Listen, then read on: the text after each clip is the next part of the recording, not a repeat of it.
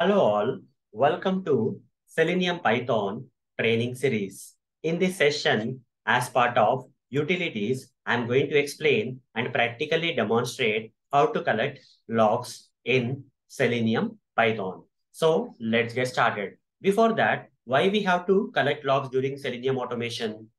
Let me answer that first. Logs are like running commentary. Whatever the things that are happening while you are running the tests or running the Selenium automation scripts will be logged into a or will be documented into a log file. Okay. So what is the advantage of collecting all these logs? Whatever that is happening, it may be some information like, a browser has launched, it got maximized. It can anything you can document. Okay. You can log into the log file, including the errors, warnings, okay, a lot of other information, whatever you want to collect while the script is running, right? You can collect them in the form of logs and document them into a log file with some timestamp. Okay, at what time this particular thing happened, and all those details will be logged into a separate log file. So what is the advantage of logging? It's like a running commentary. So the advantage is something like this. Okay, so after all your Selenium automation scripts run, you want to find out like how the test got executed. Then you can simply open the log file where all the documentation about how the Selenium automation scripts got executed will be documented along with the timestamps. By reading that logs, you can understand what how the scripts got executed. Okay, even though you are not before the system, while the scripts are getting executed, later point, if you open that log file, you can find out what exactly got happened. Okay, everything will be documented, how the scripts got executed, in which script what happened and all. Not only that, you can also investigate the problems. Okay, you can also figure out the troubleshoot the problems. For example, if some test got failed, you want to figure out like what exactly happened in the test, why that particular test got failed. If you want to investigate that problem, then you can look into the logs to see like what got executed and where exactly the problem came. That's another advantage. Okay. So there are several advantages of documenting these logs into the log file. Okay. And these logs can be collected while the scripts are getting executed. So how to collect these logs during Selenium Python automation that I'm going to cover practically in this session. Now you understood the purpose of the logs, but how to collect these logs, I'm going to cover now with practical demonstration. Okay.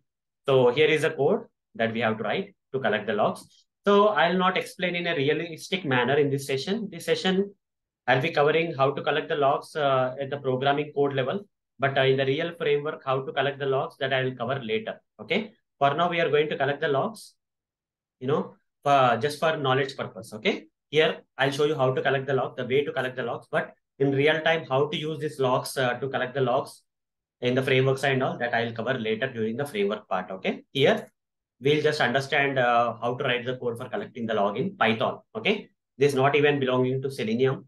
This is simply code from Python. By using this code from Python, right, you can collect the logs. Programmatically, how you can collect the logs, I'm going to practically demonstrate in this session. Hope you got the context. So for that, I'll switch to this PyCharm ID to explain you and demonstrate you how to collect the logs with the help of Python programming. I'll create a new project here. Instead of using the Selenium project, I'll just create a new project. And here, I'll just name this project as logs demo. Okay. Just for demonstrating that logs and creating this, I'll say new window. A project will be created in a while. And along with this project, you will get some main.py file. Okay. Once the project is created, you will get this main.py file. You can open that and close and open that. Clear all this stuff. In the main.py file, here you can write some code. You can write any Python code and write it. If you write a normal print statement printed, it will get printed. But here I'm writing the code related to the logs. Okay. So I'll first create a function log details or something. Okay. I'll just create a function like log details. You can give any name here. Under this, we have to say logging dot basic config. Okay. You see, we have got automatically imported, logging got automatically imported from Python library. Under the basic config, you have to give different attributes. Since I have to give multiple attributes, I'm just taking this to new line. So here, what are the different things that we have to give is, first we have to give the name of the file. You see, file name. File name is equal to, let's say under this project, directly under this project, I would like to create a log file. I'll say demo.log file. Okay. I'm just naming the log file as demo. Its extension should be .log. In this log file, it looks like a notepad kind of file, guys. Okay. When I open this in PyCharm IDE, right, this log file will be opened like a notepad file. And in that file, we are going to document the logs. Whatever the logs we are capturing during this Python code running, right, that logs will capture into this particular document. Okay. So after that, we have to give the level of the logs that we have to collect. So level of the logs that we can collect is info logs. Let's try to collect the info logs. Info. There are different levels of logs. Logging dot, if you say, info is one level, then critical level is there, debug level is there, error is there, fatal is there. Like that, multiple type of log levels are there. But generally we use info logs mostly. So I'll say dot info. This now we are setting all the info logs during the Python code running, right? That info logs will be captured. If you mention the logging level as info, all the info logs will be captured. Now, then format. Next one is a format. Format is equal to, let's give this format. So time, level name in that log file while the logs are getting captured, right? First, it should have the timestamp when the log has been captured, level name, that is info or whatever it is, and some message. What log message, what info log message you are capturing. Okay, three things. This is the format. So percentile we have to give under the single quotes give percentile, and in the circular brackets give ASC time. After that, give some yes, then hyphen, then percentile, circular brackets, level name, again yes, hyphen, again percentile, circular brackets, messages. Yes, that's it. Okay. Now comma. Now put date FMT. So whatever the timestamp that is getting captured, right, it should have this daytime format. Okay. Here there should be some one more thing. There is some percentile P, I guess. If I remember. Let's see. This percentile will P will give AM, PM kind of stuff. Okay. Year, month, day, hours, minutes, seconds, and AM, PM. I'm just copy pasting this date format. Whatever the timestamp that is coming should come in this format. The level name is info level. Message is whatever the log message. Now, after creating this basic configuration and after doing this configuration and all, I'll say logging uh, dot get logger. This I want to return.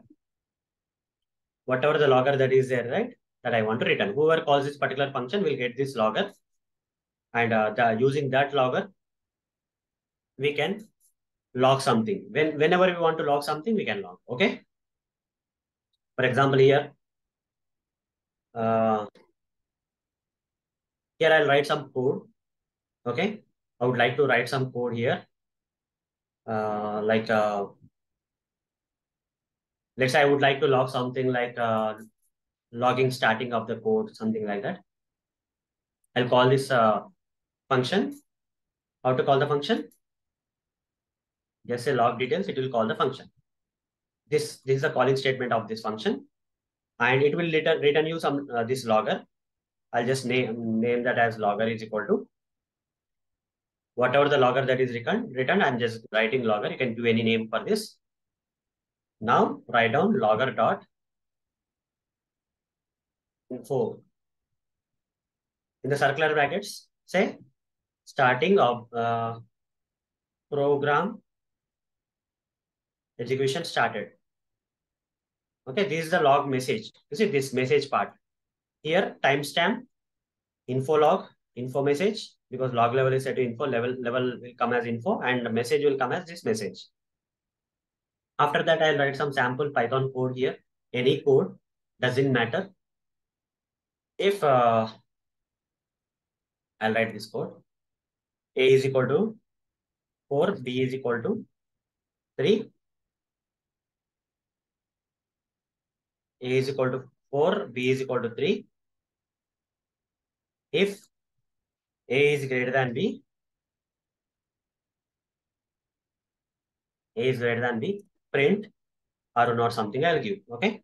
So this is what is the code. And once the code got executed, again I want to log something. That is logger.info. Here also I would like to log something. Here also, if A is greater than B, I'll log something here. That is a logger.info.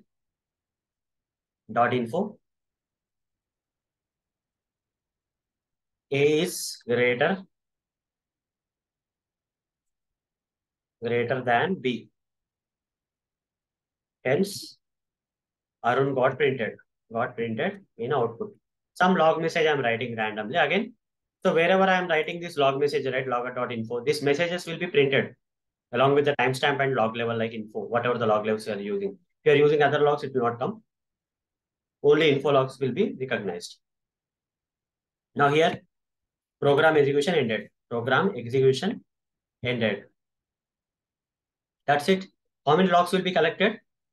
How many logs will be collected?